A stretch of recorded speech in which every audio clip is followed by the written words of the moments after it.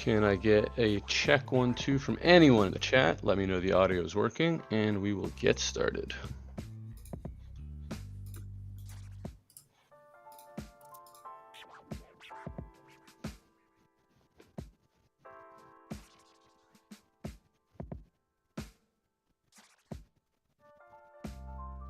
Check 1, 2. All right. We're going to jump right into it.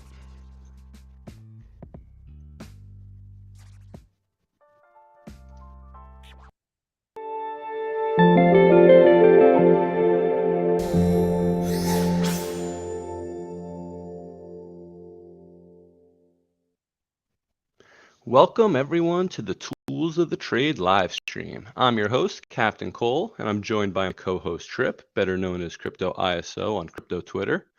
We got a lot of interesting things to cover today, but first and foremost, would all of our incredible viewers who have been sticking by with us the last 15 minutes, do us a favor, click the like button, subscribe, get the YouTube algo flowing. Appreciate you all.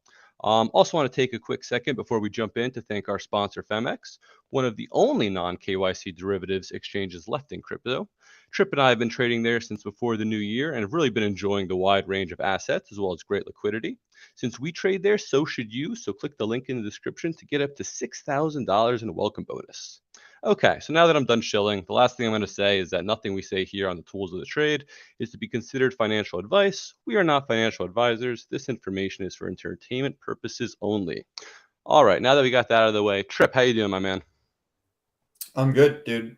I'm still enjoying myself in these markets. Gotta take advantage of the volatility when it's here. So, I mean, ever since the start of the year, it's been pretty fun. So, agreed. And you mentioned the word volatility, and I think we have the perfect guest today to kind of break down what we're seeing in the markets currently and get a little bit of a backseat educational lesson today on trading the tape. So without further ado, Trader Skew, my man, how are you doing? Good morning. I'm doing pretty good. Awesome. Love to hear it. For the people who don't know you, can you give us a little bit of an intro on who you are, how you got into crypto, and kind of what you're seeing in the markets today? And we'll just kick it off. So pretty much I'm the typical IT guy who had interest in blockchain and crypto and all that jazz. It's like the wonderful new thing. So a few years ago, I got kind of interested in it. I went down the typical line of learning how to trade on like TradingView and then seeing how things like oscillators work. So, like stochastic, RSI, MACD, volume. I learned all these different points of value to understanding how the market flows, from systematics to individual traders and psychology. And then sidetrack that towards COVID, the gigantic crash. I was like, why did this happen? So I learned how liquidity works and what triggers things like crashes and impulsive moves, how market makers make money, how internal desks make money against their clients. And that pretty much led me into understanding order flow, predatory flow, statistical points in the market like pivotal value, equilibriums. And then, yeah, I'm here now. So love it. You brought on a whole different, interesting range of definitions and words that I think a lot of our viewers are not necessarily familiar with. So would you be so kind as kind of share your screen and kind of give us a brief overview how you actually look at some of these things and kind of what you're looking for now? Yes, I can do that actually. So yeah, I was going to share this. What I'm looking at currently, like literally just today.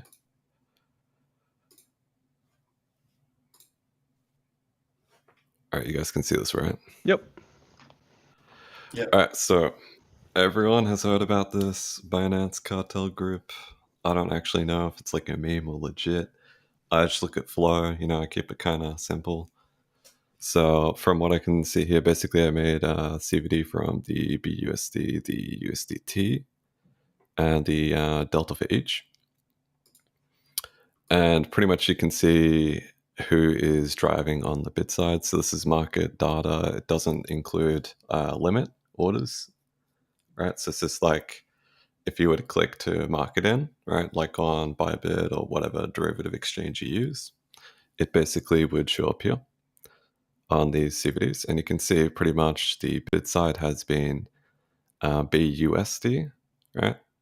And the sell side has been consistently Tether, which is interesting. However, when you see BUSD leading in like whatever market flow, which could be bid and sell side, typically it forces the hand of the market makers who are predominantly in Tether.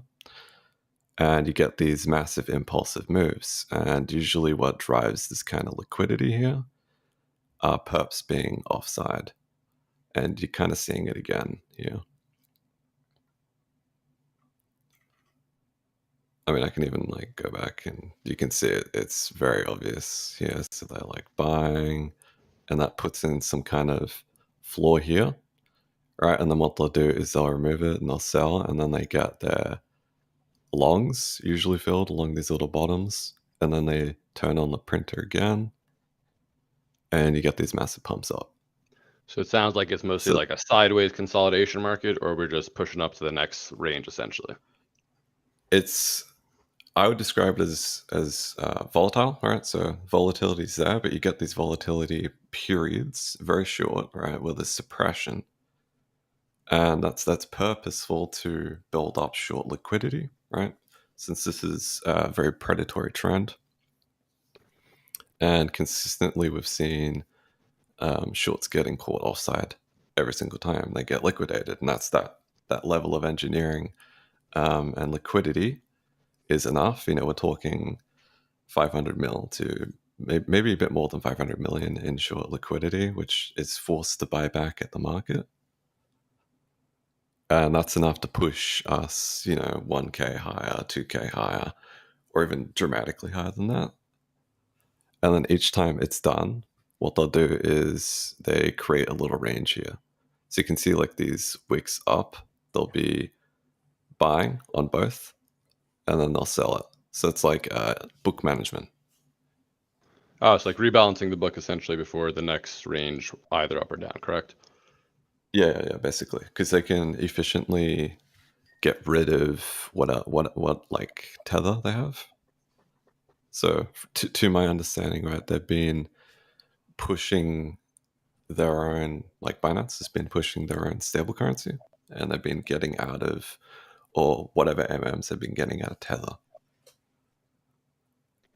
So what is your thoughts then on the whole cartel narrative in that sense? Is this all just one giant short squeeze led by CZ? Is this going to have some sustained form of rally? How are you seeing the market positioning going into this week?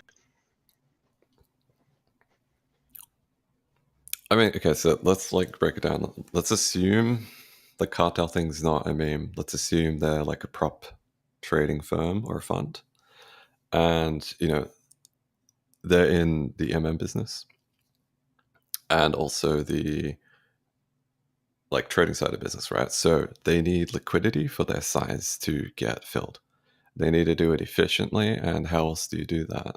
You attract more people into the market, into the other side. So you want to be, long, right? And they want to attract more and more people to be short-sided, because then they can they can efficiently get filled constantly. Because to fill like a $50 million position over 3 days, you need the same amount or more volume to get filled at a good price, without serious slippage. And in terms of the gigantic short squeeze, yeah, there was definitely a gigantic short squeeze. So I tweeted a while back, you can go have a look, that 17K around about was the pivot point for spot. And that's the exact price we saw dramatic change from Tether to BUSD. So I guess in that sense, my next question to follow up there is, do you see this kind of rotation from Tether to BUSD to be some sort of artificial pump, or people are thinking, okay, well, this is all manipulated, this move doesn't have any more room, but yet again, you're kind of talking about you get this pump, you get this distribution range, and then the market maker again gets pushed and they all have to rebuy higher. So are you seeing like this staircase up movement as being able to sustain itself higher, or are you in the camp with other people here who might think that, well, we're nearing some sort of local high, we need to pull back, it's going to happen, we're going to have a flash crash, etc.? I have been thinking about this for about a week, and the more structured thought process I've came across is, assume you have a large player, right? $1 billion in Tether, and you can quite easily liquidate that billion and put it into BUSD, right? Like you just send it to the treasury, they burn it, you get your cash back, it goes back to your bank, and then you send it to Binance and ask for this amount in the same currency, and they do the swap transaction for you. Same shit for changing currencies at banks, right? So it doesn't actually matter because, you know, the Bitcoin market is separate. Yeah, it's priced in USD, it's priced in USDT and BUSD. So what happens when you want a lush balance sheet, you know, a thick balance sheet of Bitcoin, but you have no Bitcoin currently, but you have $1 billion in cash, right? And as soon as you start TWAPing into an extremely liquid market, you're just going to keep forcing the market to rip. And I think this is exactly what we're seeing, is basically a gigantic rotation from stablecoins, at least on Binance. So you're seeing all this money go from one stablecoin to another, and it's caused the market to rip. Interesting. So in that case, do you think that has a material difference in the amount of money that is entering the space, or is this still just a rotation of PvP stablecoins that are kind of trying to gain dominance from, let's say from Tether BUS to BUSD? I think it's just straight business tactics, to be honest. Like, if you think about it, JP Morgan, Credit, Swiss, whatever the name is, and Goldman Sachs, right? They're like the three giants in banking, investment banking, private equity, fund management, and they constantly compete for market performance and dominance, you know? So they have all these fancy systems which they trade with. And quite often they try to liquidate each other's books. So an example would be Mr. Hua, or I'm probably pronouncing his name wrong, to be honest. But he had Archegos Capital. He blew up like 50 billion, if you remember that, 2 years ago. Oh yeah, I do. Of course, I do not. Yeah. Hasaka always would tweet pictures of. Yes, the original degen meme, the billionaire degenerate. Yeah. So he's a really good example of where shit goes wrong very quickly when you have a lot of money and little risk management, right? And when you have better, smarter players, which have the same equity as you, if not more, and they size on the other side, so they put their size on the other side of whatever ticker and asset it is. Let's use Bitcoin in the sense. You have a shitload of MMs that are net short. You have a market that is very overly pessimistic. You know, what's likely going to happen? You have extreme volatility. You have a lot of volume that is forced. You pretty much create like an entirely new trend. And this is like where psychology comes into play, right?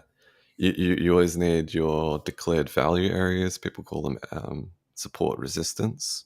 We expect volatility to come into. And secondly, event-driven news and events. If nothing happens immediately, right, that means specific players, big funds, have either turned off the algorithms not to react, and this is usually deliberate, right? So when we had, I think it was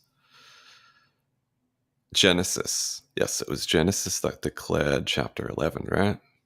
Yep. Do you remember what date that was? I actually don't. I want to say it was the actual declaring of it. Yeah, the date. I don't know. Week ago, Trip, you know? 2 weeks Because I ago. remember we didn't crash, and I remember tweeting out we didn't crash, and that was You unusual. just kind of absorbed it, right? No, we had no fucking sell volume. We had like literally no aggressive selling, which was unusual. And that is like a really good trigger, right? So when you have no aggressive reaction to news you'd assume is automatically good or bad, right? Yep. When the market doesn't react like that at all, especially size money, and you just see like passive aggressive small size like shorting or longs, that ends up being a gigantic trap. Right, and then if you want to make it into a system, you add a daily VWAP on that, and if you're above that, that's systematically long. If you're below it, and you're consistently trading below it, yeah, that's obviously a short setup. Yeah, I mean, I was very much in the camp from the beginning of the year of like, okay, I'm pretty sure all the bad news is priced in. Like anything that's going to come out, people are dwelling on ideas and missing the larger picture here of the consolidation that happened. Like a lot of altcoins like ranged for over 200 days.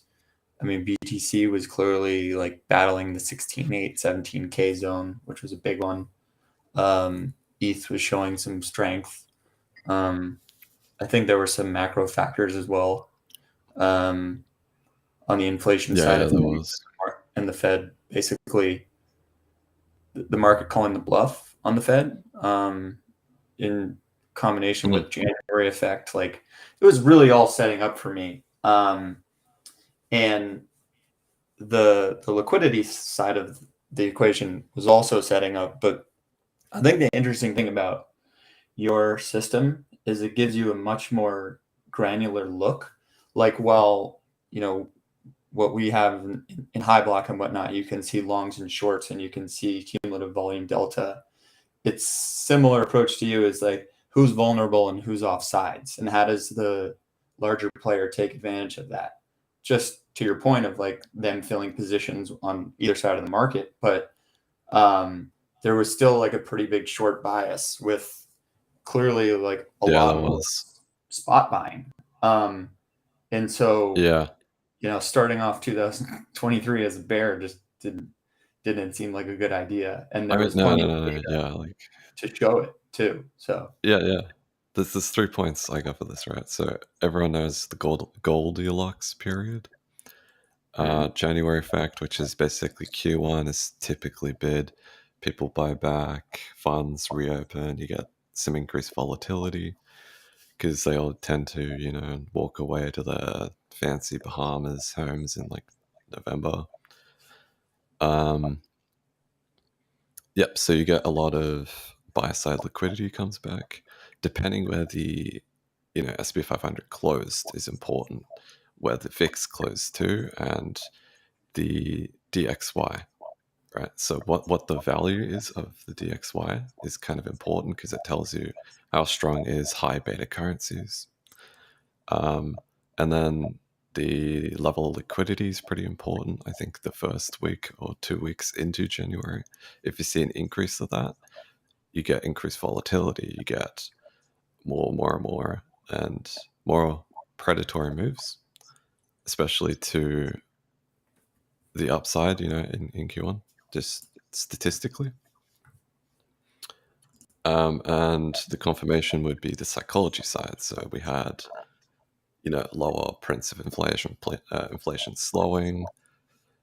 The Fed or Fed fund futures is saying there's only, 2 more hikes, 25 basis points. That's less aggressive and slower, but more neutral, like they're assuming the Fed is going to pause. So you get like this miniature echo bubble, people call it, which is really just reintroduction of the same liquidity at a lower price.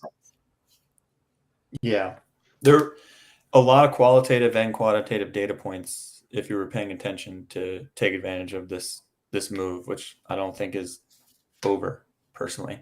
And the outperformance of crypto relative to macro, I mean, and looking at how flows are moving around in equities, especially like tech doing well recently, like, and then, you know, the NASDAQ. I mean, just there was signs that crypto is setting up to make a pretty explosive move. Where it stops, I don't know. I think like it's gonna go higher than people expect because you still are in this blackout Yeah, period as for the always. Fed, right? And then Mhm. like traded a lot of risk windows last year around liquidity being like taking long sides in a downtrend.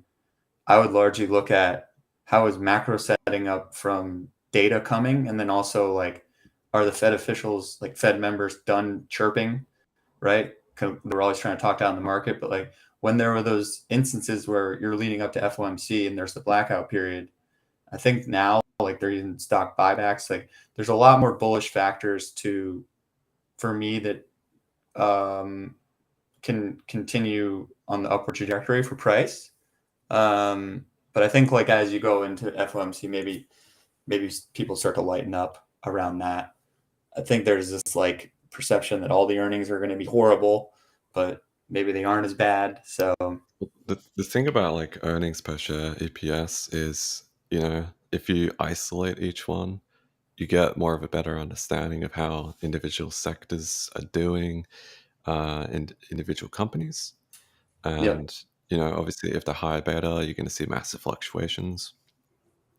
But if it's more of like a dividend stock, you have a sector that's predominantly dividends, you know, you're going to see more like private equity control that sector opposed to like funds that go into high beta and, you know, swing prices up and down like throughout the year.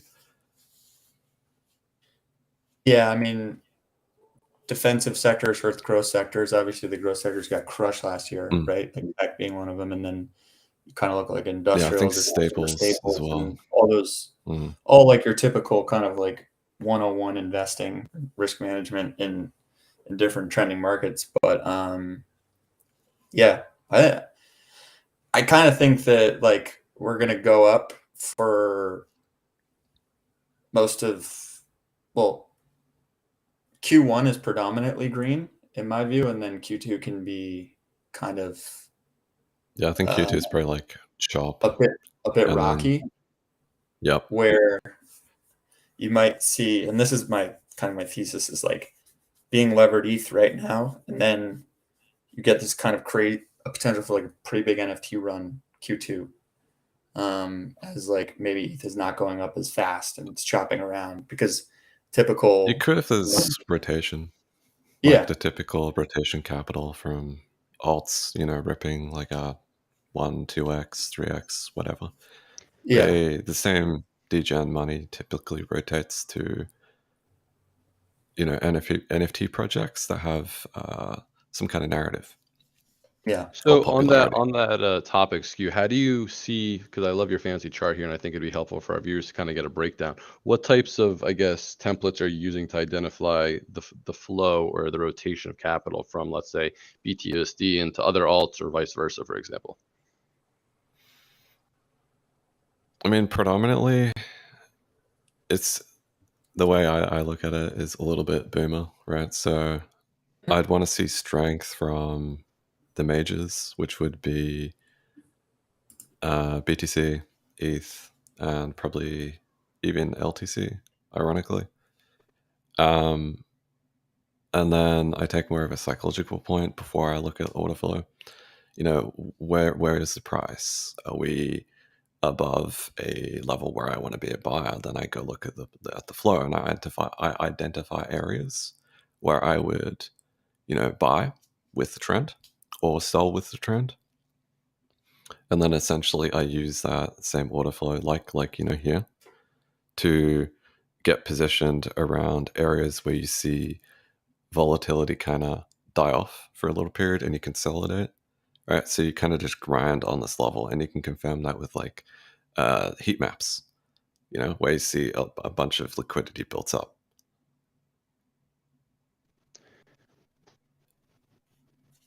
Does that make sense? Yeah, any way you can kind of walk us through an example of how you would kind of see that in the flow itself? Because I see you know, right now your Yeah, template yeah. showing the spot deltas and the CVD deltas. So I'm curious to kind of see what that looks like in almost like a real time example, so to speak. Okay, I mean, yeah, we can do like right now. Okay, so obviously you need a little bit of TA to understand like structure. So you see like highs like here, right? Yep. Consistent. This was a large rejection. Big money saw that. I know that. You had this drive, which was done by Perpetuals, and obviously it's like a bot. And whenever you get that, they basically what they'll do is they'll open by a bunch of longs, like large size. It's degenerate AF, and then they'll sell. Right, so spot will sell this, and then what they do is they just create this suppression of volatility, but they grind up to fill their sell side. So that's what they've been doing here. And you can see it as well in the Tether CVD consistently as this market selling, which goes with it. And you can see about here where it taps off. Now it's going sideways. And then you see BUSD is continually going up with trend. Right, so there is like a limit buying some algo buying this. And then the second side of this would be the Perpetual. That's the perps. Let me see if I actually uploaded it. No, I didn't. Wait, give me a sec. I gotta. No worries. It's kind of funny Stop because it. like Tether used to be the driver of the market, right? Correct. It was our only stablecoin in Correct. circulation. That was the only thing everyone traded around. You didn't have In the other Phemex optionality. days Yes. of like them being like, do people look at Phemex that much anymore? Like, because that was like I do on occasion. now it seems to be BUSD and Binance. Yeah, wherever the funds kind of centralize and circulate and kind of steal market share, it's usually the best place, in my opinion, to look at things, right? It used to be BitMEX back in last cycle, and now it's kind of pivoted to Binance. But Skew, you were saying that even Bybit's kind of gaining that respect in terms of it mattering where they're positioning and how to kind of put them offsides. Yeah, I think it's fairly important now. I mean, literally, if you make a system that uses, let's say, Binance Spot, right, and the Bybit perpetuals, Yeah, you can see agreed. the correlation usually is like 99, 99% correlated, right? So you'll get like these liquidity drives, and usually what happens is Bybit will overextend either way, and that will lead to a really, really clean like day trade setup.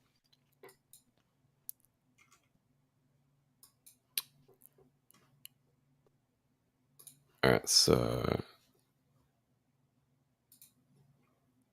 let me share my screen. All right, so I use this on occasion to identify, what's happening. I have some premiums here, the stablecoin perps, the coin margin perps. And so basically what I mean by that is the margin is calculated in either Bitcoin, so like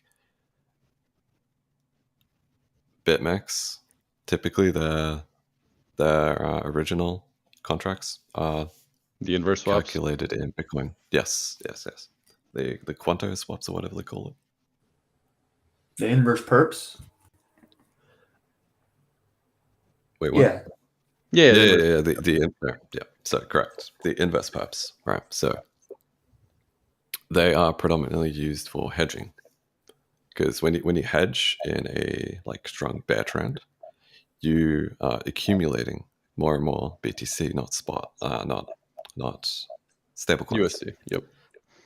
So they accumulate Bitcoin in a bear trend, which is really smart. And you can use it similar to how prop trading desks look at options. There's something called the RR, which is the risk reversal. And when you see a significant change in that, they'll take a position. It's like the same way as looking at that. So like you see premiums here, basically, it runs above Coinbase spot. That means they're closing shorts, right? And they're going bid side. And you saw the same here. And then I have the 50 SMA as like a little psychological, like systematic bias point here, right? So we're just chopping pretty much up here. Typically, this is like a distribution range. There is the limit buyer that we know of on Binance, and they've been driving the entire market up. So if we take, I believe this is, yep, so we'll make it from the 18th to, yeah, and this is aggregate spot. And, you know, if we look at the difference between the two, you can kind of see who's driving the market and why this is important for setups.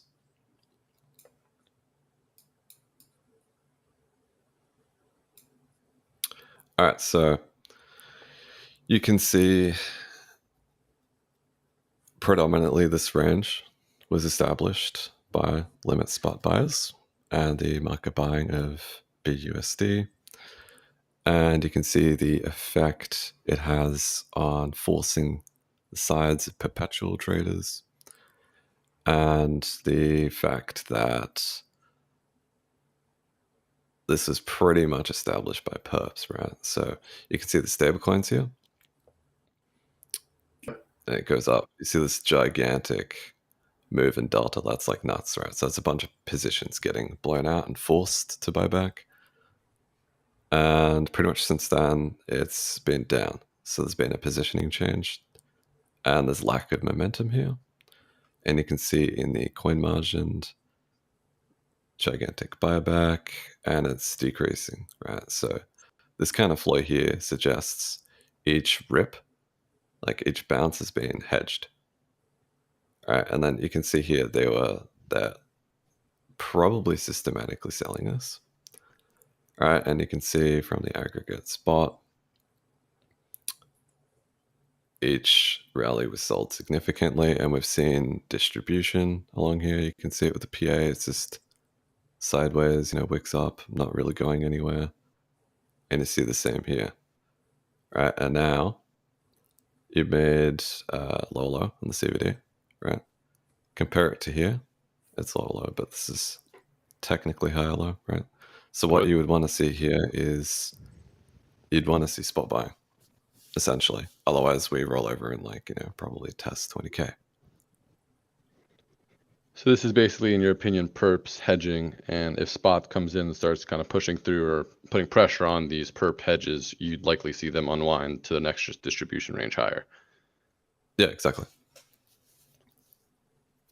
Interesting. So then how much emphasis or relevance do you put on coin margin versus stable coin margin? Because, you know, me trading last cycle where it was only stable or only coin margin, that was kind of all I looked at. But obviously this past cycle with the proliferation of stable coins, we've seen that have a much stronger and bigger impact. So what, I guess, emphasis do you put on one versus the other, or does it go in tandem? It's more specific. So if you see spot selling and the coin margin also selling at the same time, and if it's sizable volume, you can tell this is a large player that is short the market pretty much. So they are sell bias. And that would, depending where the price is, you know, if it's closer to a SR, you know, that's more actionable. Otherwise, it's just typically like a fund trying to hedge a little bit here and there. And, you know, often if it doesn't crash, you'll see them unwind before a gigantic move. And if we go to this, we can have a look at the direct pricing of perps. All right, so let's have a look from the 23rd. From here, it's like this kind of grind up PA. You can see predominantly, yeah, like literally each bounce has been sold aggressively. I mean, that's like fairly aggressive short side trade chasing, but price is still grinding up. And you can see it here as well. It's like this is aggregate perp CVD, they're very short-sighted. And you can see from the delta, which is like similar to volume, right? Each drive down has been higher in sell volume. And the time you start to see it grind down, but the volume is getting lower and less. So there's less aggressive selling. That's the key point I want to make, right? When there's less aggressive selling, but you're grinding into consistent, buyer's liquidity, it means there's some significant absorption. So what are you looking for then on the flip side to see that absorption is in fact, passive buying and then seeing some sort of initiation on that, I guess, spot buyer side? Basically, once we retest 23.1 area, it's like up here. We go back up here. I would want to see these positions, these like sellers start to rotate to buying. So you would want to see it basically come up to the same value it was around this range. Okay. And that would drive prices higher. So you would want to see the fact that people are realizing they're wrong and they're like, oh shit, we have to cover. And you can take advantage of that. And that's taking advantage of that, obviously, is before the volatility, before the big impulse candle up. And then, once that happens, you basically take profit. Okay, so I'm getting some questions in the chat about what time frame are you looking to see this on? Is it contextual? Does it matter? How are you approaching the situation from a setup point of view? Okay, so first of all, I am a day trader, so I don't really use this data much for swing trading. So I would look primarily at the 5 minute, 15, 30, and 1 hour. I find they're quite useful. And I'll go to like the 1 hour now. So yeah, look, from this, you can see the market is aggressively buying. You had like this impulsive move, which was this, right? And then you start to see a newer trend from derivatives start to form. So they're selling this, right? But obviously it is not going down as much as people think. And this gives you actionable information that we're probably going to see a rip up, especially if it's supported by spot. Like literally any significant spot buying, we're going to rip up. Do you look at ETH too, or Yeah, I do.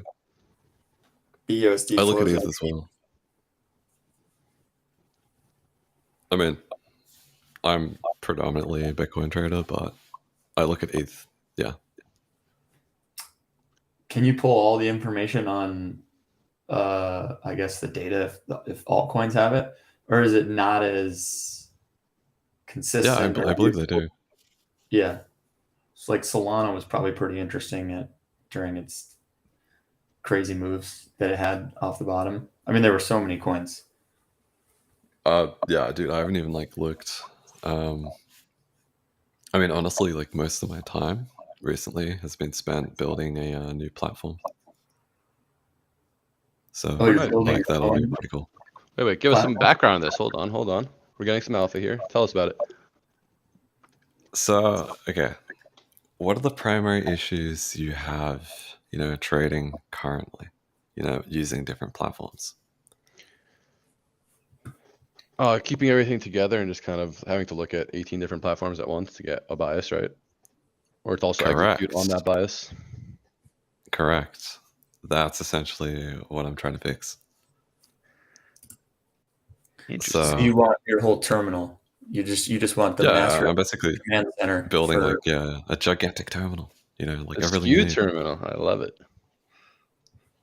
That's pretty sweet. When are you? I mean, are you working with other people on Twitter on this, or are you doing this just on your own? Like, is this? How much can you tell us? I've been solo developing it, but I'm gonna introduce more teams, other groups, probably this month, next month, and then make it pretty actionable. Awesome, man. That sounds really cool. So you'll be able to trade directly inside of it with all of this information and data. Like, yeah, that would be like the primary goal. Yeah. nice. I like it. Streamlined system. That just came Absolutely, that's about what it from you needs. trying to figure out for yourself how to kind of execute on that and solving your own pain point. Yeah, pretty much. It was being like, it's quite obnoxious to, swap between different platforms. It's pain in the ass. So to fix that, pretty much I made my own like internal dashboard and site and stuff.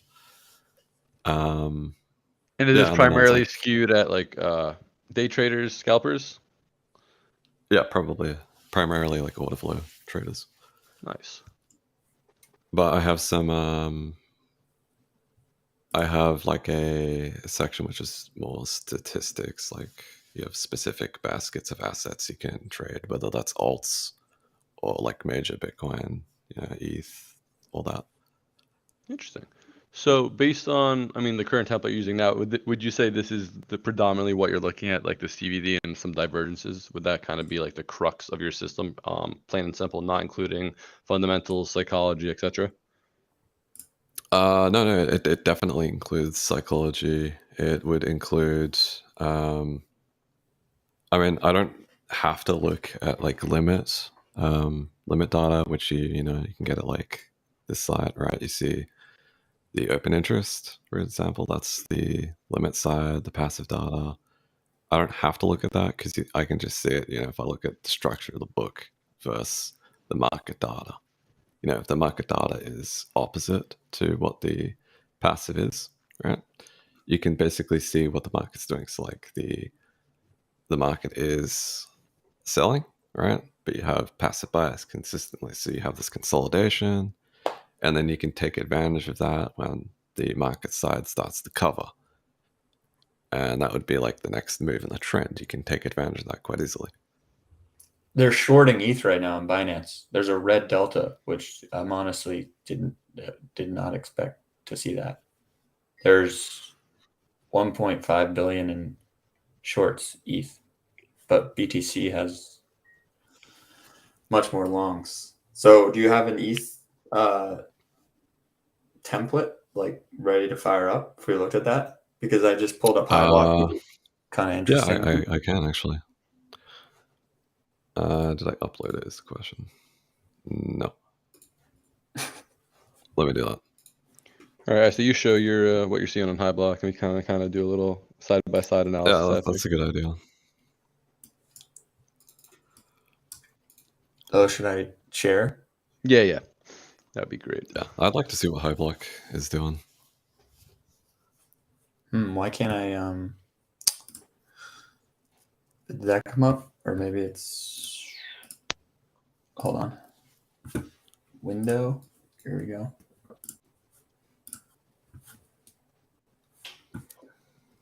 All right. So, yeah, I just pulled this up, and this is Binance ETH, like most granular. So it's going to give us the best view of the cumulative lick delta down here, which is kind of how I determine who's potentially off sides.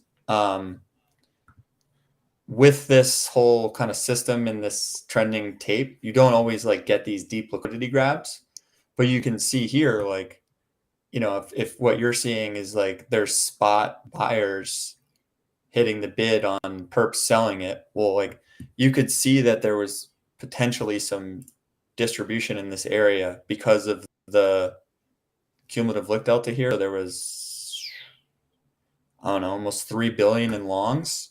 But now you can see here whether this, how did we like take some licks? Did we go to 1600?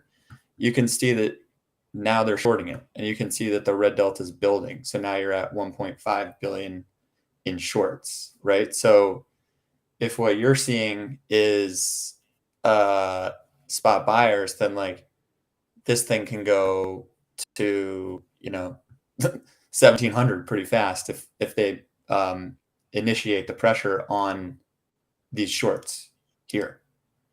And if you look at BTC, you can see from this standpoint that it does look a little more distributive, just because we don't have a cumulative lick delta that's red. Like, look, you didn't even need that much right here, right? And look at how fast this ripped up. So now there's, I mean, relative to like past levels, that there was like 30 billion longs at one point, 9 billion, and now we're looking at like six and a half. ETH to me looks much more bullish than Bitcoin near term. I haven't looked at an ETH BTC chart. I don't know, Zoran, do you still have? But it would maybe suggest to me that ETH is in a better position to outperform BTC, basically near term, just because of that delta. So I'm going to play devil's advocate here, actually, and throw an ETH chart up for real quick. But I actually disagree. I think actually well, just based on ETH BTC, right? I think we're actually going a little lower from that perspective. So because ETH BTC looks like it's kind of violated its higher low structure, or is about to, I think that puts Bitcoin in a better position to outperform ETH and maybe even some others at this point, at least in the near term. I think that might line up more with what Skew seeing as well. That there's this big buying bidder on Bitcoin specifically. Yeah, ETH gets the beta and such, and so do other assets. But right now, Bitcoin's kind of driving up this rally. Would you be in agreement with that, Skew? Yep, 100%. I think Bitcoin's leading. Traders talking. I'm going off my Delta system over here. So yeah, then how are you looking at ETH then, Skew? Because I guess ISO's kind of talking about this negative delta on ETH, which I guess yeah, I'll show you. There's actually something kind of interesting here with Phemex. What Phemex is doing over there right now?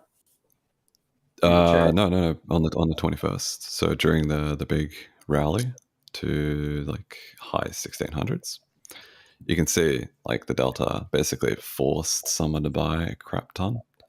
Mm-hmm. And this is exactly what a big player would want. And basically this is a distribution range here. 100%. So someone was selling that. And you can see that on Coinbase. You can see it on Binance as well. And obviously the aggregate, you have the impulse move, but then sideways, and you see more consistent selling. And yeah, I mean, to me, the small looks like a gigantic reversion rally based on the aggregate CVD. And then since then, there's been distribution from some players. But since we're still here, right, it looks like quite good. I mean, in fact, if we didn't rally from here, I would be concerned. You heard it here first. So in your mind, you think ETH has more upside in that side? I mean, I still think ETH hits, like 1800 before we have a decent pullback. I'm in that camp. Like, sure, you could have hedged here, right? So these could have just been, players selling the spot. They don't want to hold it over the weekend, kind of thing. And then they come back and buy on the Monday. Like, this currently looks like a trap setup to me. You have overly pessimistic selling. I mean, it hasn't really broken structure yet, and that would be below here. So 1585, and we actually touched that little consolidation here, which is kind of nice. Yeah, do a little liquidity grab, bounce back, sold. And you see these wicks here. Someone is definitely buying it. Yeah, and they've trapped. We haven't seen, which is why you have the red delta, but you don't have it on BTC. So that was my my main idea of why I think ETH can do something explosive. Yeah, I mean, if I think if Bitcoin breaks above the high it has currently, then yeah, you'll see ETH probably rips. I mean, that could be like probably the end of this parabolic run. Is like the next big leg up. So you'd see the rotation from Bitcoin into ETH essentially, and that would kind of give you your, I guess, range for consolidation on BTC, and maybe that, you know, sets the tone for ETH, which is like the barometer of alts, to have their next rally up or next rotation. Potentially, I think it's more like you see the gigantic rally. Let's say price goes to 24, 26K area, right? Just assume that. You'd probably see people take profit. And then you could see, you know, rotation to alts that are lagging. And you'd probably see them rally like some dumb amount, and then see Bitcoin go sideways again. And then you'd be looking for more obvious signs that there's going to be a pullback. If not, then it's going to go higher than everyone thinks. Yeah. This is good conversation. Yeah, I learn a lot on these streams too. Yeah, I always think it's interesting when you look at someone else's system and seeing how there's like some overlap, some differentiators, but it all kind of leads to the same, I guess, bias and I guess almost like triggers that you're looking for. Like Skew, you're saying, like once you see, if you see, you know, spot buyers stepping in here, you'd be surprised if we didn't rally. So if you see that, you know, a bunch of large Coinbase buys come in, whatever the case is, maybe you're just, you know, eyeballing it that way. Would you use that as like a bias? Would you use that as a trigger? I'm trying to think for like the more retail traders who are tuning in, how can they kind of take what you're talking about now and maybe apply that to their own system, or at least start, I guess, tuning into it? I would say use spot bias. So when you're looking at spot pairs, use what their flow is as your bias to, is this a more, is the return good enough for the risk at this area, you know, to be long or short, like first of all. And then include what is the trend, right? And then if you use something more basic like MAs, you know, on like a 4-hour and a daily, you know, are we above the 200 SMA on like the 4-hour? You know, that makes you more of a dip buyer. If you're below it on the daily, you know, that makes you more contrarian. And then if you look at things like CBDs, right, you'd want to look at the structure, right? So understanding the structure is important. Where the large amounts of delta is, you know, for example, like the selling here, right? You'd want to see continuation of selling, and if you see that tap off, right, you basically go sideways till you see confirmation, which is basically you breaking out of this little like consolidation, you know, if you're bullish, and then you would see a trigger around like 1632. All right, and if you don't see that and you start to see us trading around the low here, that would be a confirmation to go short. So it's relative to trading momentum. I like that a lot. I think especially now, you know, given the volatility's back at the market, you know, it's no longer bound by technicals. It's completely, you know, flow driven, like you're talking about. So creating these, you know, if then statements of where price is trading and seeing the momentum go shift in one direction or another, I think makes a lot of sense just for me, just listening to you, to kind of put two and two together and look for triggers for trade setups. Yeah, like 1620s, ETH's gonna squeeze them. It trades back like 1623. You could do, because like on Hyblock, the nice thing about it is you can see these red circles are where like people shorted, right? So you can see where they entered, and then, you know, 12.26 million, 1621. You could basically go up, and it's hard unless you don't like dial in the granularity here. I could zoom in, but you can see where like the positions get taken out on different leverage amounts, which is why you have 25, 50, 100, 25, 50, 100. So green circles are longs, red circles are shorts. You literally can match up the amount and then say 1609.45 short licks, and then you can go find them in here, right? So then you can see where the real pain points are in the market, and you can identify from this data, which is essentially market orders at price, and then they come up with like obviously theoretical liquidation levels. So this chop is eventually going to resolve in some sort of explosive move. And just because this is now pushing red and people are continuously shorting this, yeah, maybe it could come down like a little more, but nearest lick on price is 1603, and then here 1625. So like that kind of threshold, you start hitting these guys up here. Yeah, exactly. So and then bullish. what you'd want to do on top of this is include your understanding of structure. Right. So like, on your stream, right, is you have the high, the lower high, and then consider that like a rejection wick or another lower high. Yeah. Lower high, right? And you see lower low, technically. Yeah.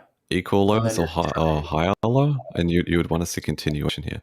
If not, Right. that little sell trend has been invalidated, and then your trigger would be above this high.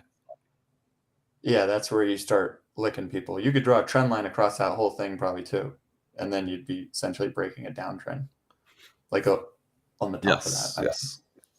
Yeah. Yeah, and that's usually where you see a lot of volume come in, because people are getting stopped out, and then they buy back, and then you'll see people start to chase for the bid side. So, Skew, question for you. What is your thoughts on, have you seen the correlation that people are talking about where most of the spot-driven rally has been during Asia hours, which kind of gave birth to this Binance Cartel meme, right? That it's Asia, or, quote unquote, the Saudis who are bidding prices up while the West keeps fading?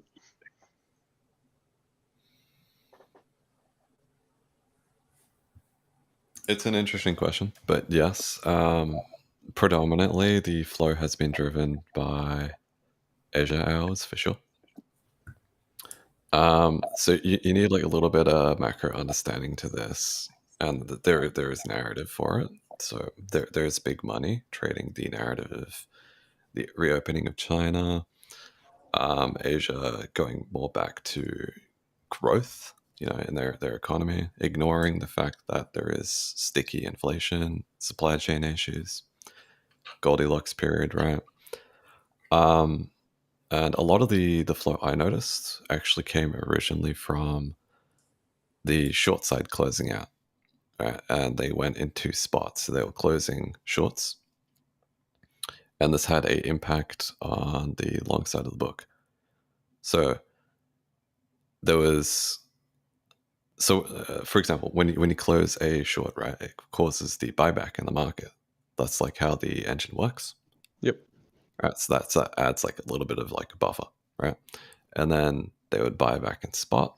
So these big funds were buying spot BTC, closing their shorts from 2022 trend, and then they would put some of that spot into option trades. And options actually led this move originally. All right, and then you had the same money, whoever had the 1 billion, they started just basically aping into the Bitcoin book on the BUSD side. Interesting. And yes, it was predominantly during Asia hours. However, if you want like actual alpha, which I'll link, is during this entire trend, the play has essentially been to long around about like midday European hours, and then you would close your long if it actually goes up. Let's say we're just grinding up, right, the entire time. Yep. From European hours to the US session, right, you would essentially close at the end of the US session, so when you take profit. And then during Asia hours, you get some kind of like sell-off, but that's still bid. Okay. Interesting. Yes. And on the weekends, crypto's fun again. Yeah, I think there's like a lot of alt swings on weekends. Yeah, there are. I think Microsoft's reporting today, and some other companies. So like the market, like maybe waiting on some of this. Yeah, potentially. I mean, Microsoft is massive. Yeah, Microsoft says PM, and then Texas Instruments was no, that's later. Yeah, there's I don't know. Market usually waits on that one, so we'll see. Maybe that's a. Maybe I that's mean, a mover. I would take tech EPS, the earnings as grain of salt. You'd want to see more of how's the cash flow. What are they doing about their business strategies? What's their revenue, gross versus net? How many people are they firing? Correct. For instance, if they're firing a lot, like a lot of the big tech, it's part of the cycle, right? They have very engrossed overheads. The margins get very tight in restrictive territory markets, in interest rates. They got to fire because often they borrow a lot of money. They have a lot Cost of of capital is more investors. now. Yeah, Correct. it's all Exactly. expenses. Yeah, it's just how much of it is baked into forward estimates on these things, and have analysts come down enough expectations wise? I mean, I think that's big. I think it's a big question, which we don't know Yeah, yet. it is. I think The crypto main has like a lot of beta in the market though, and it's pretty big, and it seems resilient. I mean, that's the thing, right? So the two assets that have been good, like risk on, risk off metric for high beta is Tesla and Bitcoin, right? This has been a thing for years. And whenever you see both of them rip, right, there's money buying both of these because I think beta is probably too pessimistic, right? So they will buy it and then sell it at like a mean reversion trade. This Tesla's entire move tomorrow. could be just a gigantic mean reversion. Yeah. Yeah. What's the pre FTX level on BTC? 18, 20K. That's The pre before it blew up? FTX. Yeah, pretty sure. Yeah, you're right. I meant I mean, we had like this illiquid BART before it to 22K, I think. And then, we crashed. so to me, I look at the chart and I say, okay, the highs at 21.5, they got toasted. The high at 22.8, toasted. The next high is 25.1, and then you really come into like the supply, like Exactly. consolidation. And so it makes sense for me to run all of this liquidity. Yeah. And 25 would be a big one, but like, I don't know, 28, 29, like, man, that would really fake people out. And then you're going to come a breakout of 25 or one of these highs. I don't know what it's going to be, but I think they're going to just take this a lot higher. Well, that's the point, right? I'd want to see how it trades there. Yeah. That plays into the whole echo bubble rally, right? Like you can call it an echo bubble, you can call it a bear market rally, but the point is it like rips through market structure on like medium time frame, which causes retail participants to get all horny and start speculating, okay, new trend, let's get back in. But from a higher time frame perspective, it still ends up being, a quote unquote lower high, wherever it ends up being. Yeah. Oh yeah. And when you can chart like BTC versus ES, there's a pretty clear trend line, and the upside on it, let me see, is what from here, I don't know, another 10% before you run into resistance. So Skew, question for you then. How do you, for example, I think we have CPI this week, right? Wednesday or Thursday. How do you use flash PMIs, I think.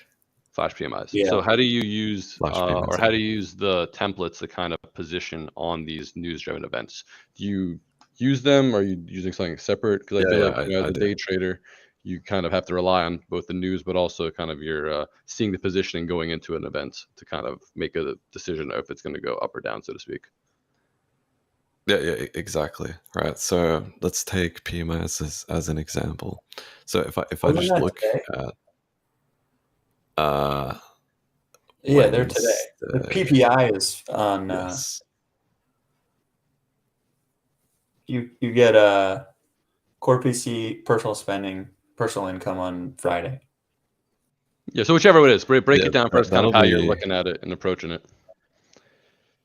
all right. So I would look at ES. I would also look at the US dollar, and then I would look at Bitcoin predominantly. So I would be looking at, yeah, let's just do this, why not, as an example. So, I mean, the CVD swings like a shit ton, but it's like a risk bias. So there's some big buy here. But basically, they sold here, and typically during like a news event, you'll see the days before kind of tell you what people think.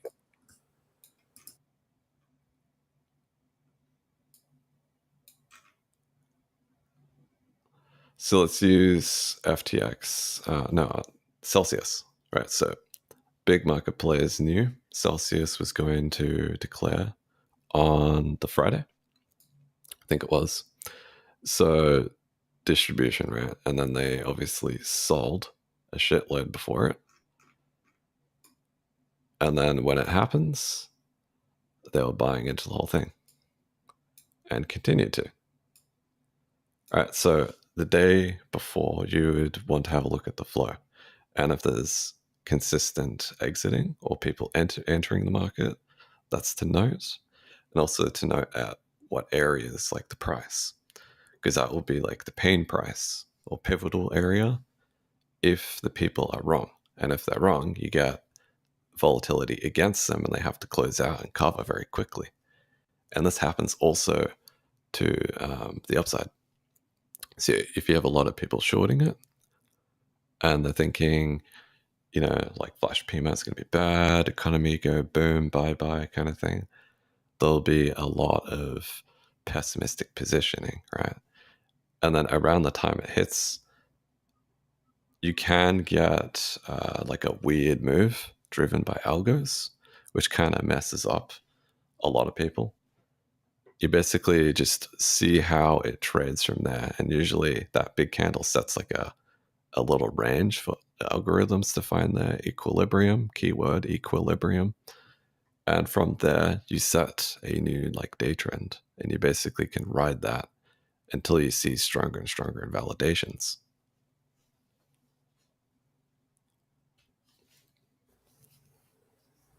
Makes sense to me. As well as, if it's US market, so the correlation is towards the ES, the QQ.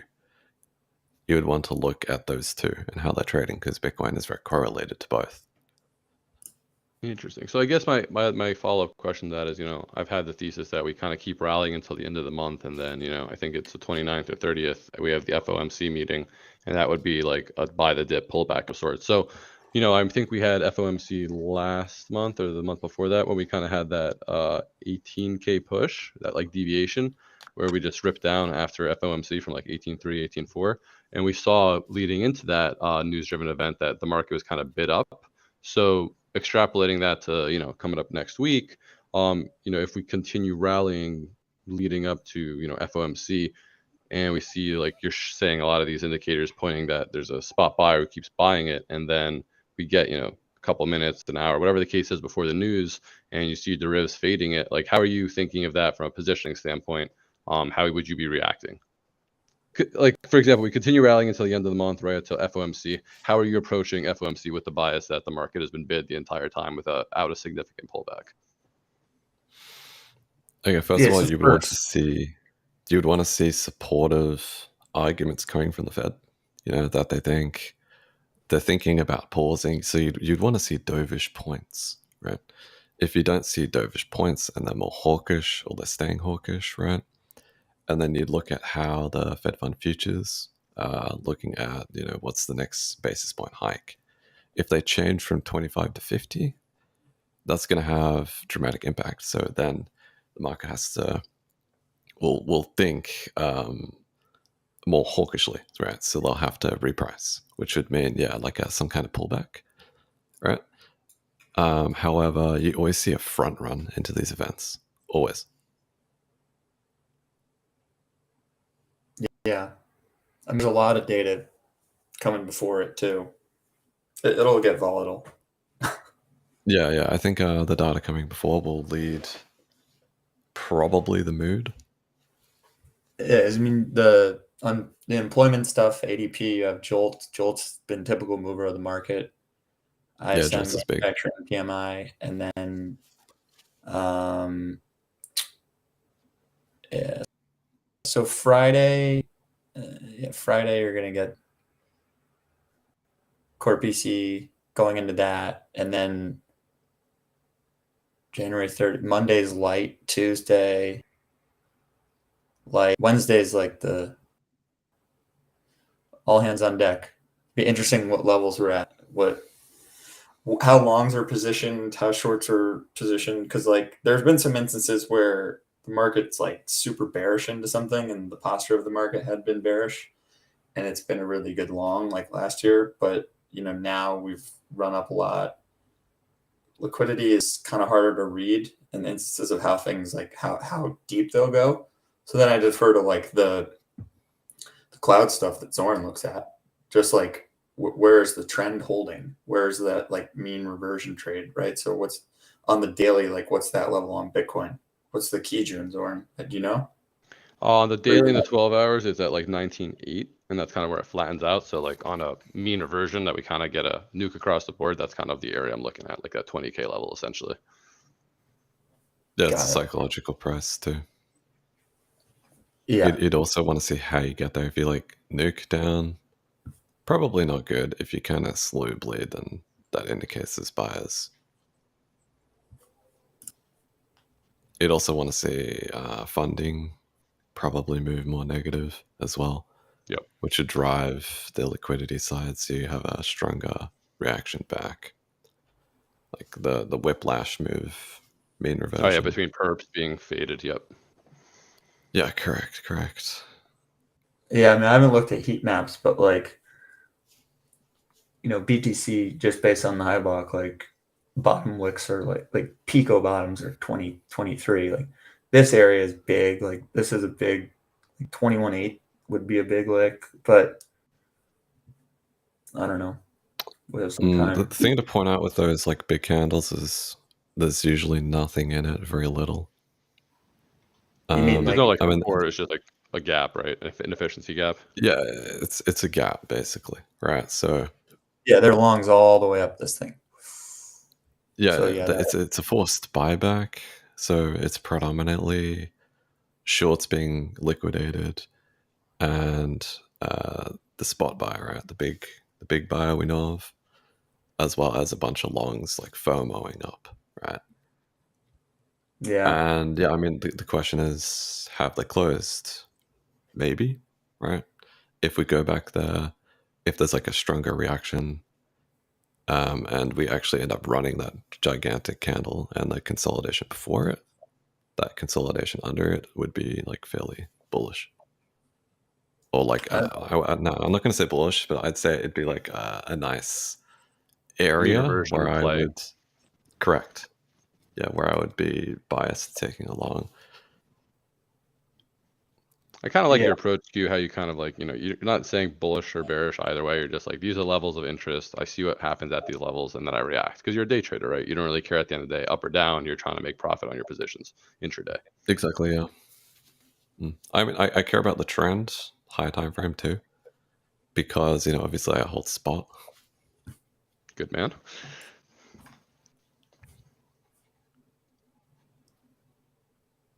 So, yeah. I mean, yeah, that would make sense. So this is current, right? Yeah, 12 hour. Yeah, let me just pan it. So this is essentially just a heat map of the liquidity. Like, so Yeah.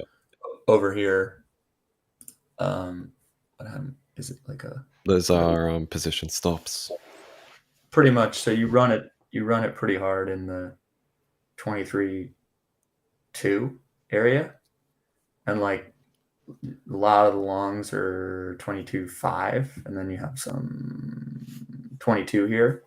But like, yeah, I mean, I think it's what you were saying about the 23.1 area, probably, right? Yeah, that's your like pivot area. That's probably where So people yeah, you close their start. shorts and they'd start That's where longer. you'll run them. You'd probably run it to 23.5 or whatever quickly on a move like that. So